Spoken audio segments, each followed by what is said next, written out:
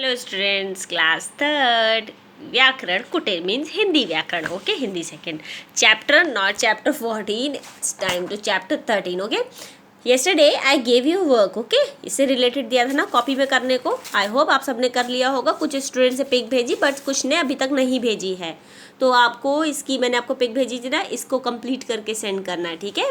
Now next जो हम आपको होमवर्क दे रहे हैं वो इस पोर्शन से रिलेटेड है. ठीक है, एक बार हम रिपीट करते हैं. दूसरों पर उपकार करने वाला परोपकारी. जो दूसरों पर उपकार करता है उसे परोपकारी कहते हैं. किए गए उपकार को मानने वाला कृतज्ञ. किए गए उपकार को ना मानने वाला कृतघ्न. जो पढ़ा लिखा हो उसे शिक्षित कहते हैं. जो पढ़ा लिखा ना हो अशिक्षित. जो गाय पालता हो उसे क्या कहते हैं? ग्वाला. भगवान कृष्ण को ग्वाला भी कहा जाता था ना, याद है ना? ग्वालन.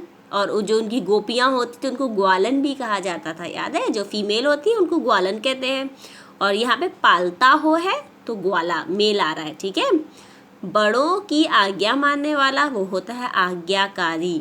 जो मांस नहीं खाता तो वो शाक खाता है. शाक का मतलब होता है हरी सब्जियाँ, इसीलिए उसको बोलते हैं शाकाहारी. गांव में रहने वाला ग्रामीण होता है. शहर में रहने वाला शहरी होता है. विज्ञान का जानकार कौन होता है? वैज्ञानिक होता है. ठीक है. अब हम आपको now it's time for homework. This is your homework. ठीक है. प्रत्येक शब्द समूह के लिए एक शब्द लिखें. आपको सबसे पहले इनको लर्न करना है, उसके बाद ही इसको कंप्लीट करना है. बिना देखे लिखना है. विज्ञान का जानकार, गांव का रहने वाला, ये हम आपको पिक सेंड कर देंगे तो ये आपको लिखनी होगी. Okay. Now the time for chapter 14 and chapter 14 is अनेकार्थी शब्द. अब अनेकार्थी शब्द क्या होते हैं? ठीक है. अनेकार्थी शब्द का अर्थ है एक ही शब्द के अनेक अर्थ. अनेकार्थी शब्द का क्या मतलब है? एक ही शब्द के अनेक अर्थ निकले. ठीक है. जैसे कि हार. अब हार क्या होता है? गले में पहनने वाली माला भी होती है ना. मम्मी या आपकी चाची या जब कहीं फंक्शन में जाते तो गले में हार पहनते हैं ना, तो उसको भी कहते हैं गले में पहनने वाली माला. और दूसरा होता है हार, जिसमें हम हार जाते हैं. एक होता है जीत, एक होता है हार. हार मतलब हारना ना, हम कोई खेल खेलते हैं उसमें हार जाते हैं ना. अब हम आते हैं इसकी परिभाषा पे. वे शब्द जिनके एक से अधिक अर्थ निकलते हैं उन्हें अनेकार्थी शब्द कहते हैं. अब हम आते हैं इसकी परिभाषा पे.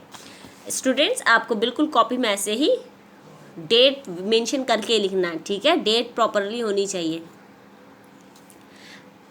पहला प्रश्न लिखना है आपको. अनेकार्थी शब्द किसे कहते हैं? उदाहरण देकर समझाएं.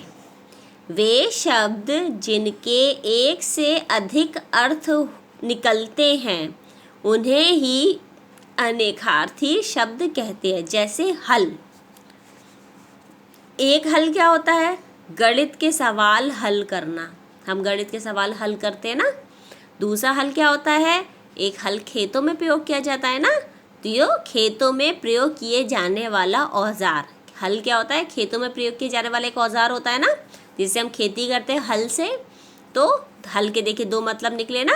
तो ये रहा उदाहरण सहित, सब उदाहरण दे के समझाना है तो ये इसका उदाहरण है. जैसे लिखा, या आप यहाँ पे उदाहरण भी लिख सकते हो. ठीक है. हेडिंग में आपने ऊपर डाला हल और पहला और दूसरा. एक चीज़ आपको और बताते हैं. आपको जैसे अनेकार्थी शब्द हैं, ठीक है, इसमें आप लोगों को एक और चीज़ बताएं. ज़रूरी नहीं है एक शब्द के दो ही रूप अर्थ निकले. ठीक है. कभी कभी एक शब्द के एक से दो से ज़्यादा भी अर्थ निकलते हैं. ठीक है. जैसे कि आप ये देखो, वर्ण है. वर्ण हमारा अक्षर भी होता है, वर्ण हमारा रंग भी होता है, वर्ण हमारी जाति भी होती है. जाति में भी बोलते हैं ना हम कौन से वर्ण के हैं. रंग में भी वर्ण होता है और अक्षर में भी. तीन में चले गए ना. वैसे ही देखो, कर हो गया. कर का हो गया. हाथ को भी बोलते हैं, हाथ को भी कर कह देते हैं.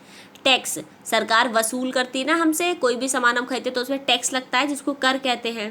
सूर्ण को भी कहते हैं और किरण को भी कर कहते हैं. ठीक है. तो एक ज़रूरी नहीं, एक शब्द के कई अर्थ भी होते हैं. ठीक है. तो इसको आपको कंप्लीट करना है और ये वर्क आपको कंप्लीट करके सेंड करना है। Okay, have a nice day.